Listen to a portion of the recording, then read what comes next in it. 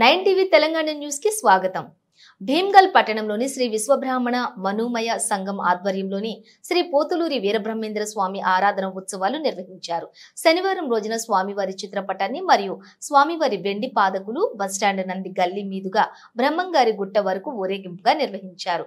బ్రహ్మంగారి గుట్ట వద్ద జెండా ఆవిష్కరణ నిర్వహించి భక్తులకు అన్నప్రసాద సత్రం నిర్వహించారు.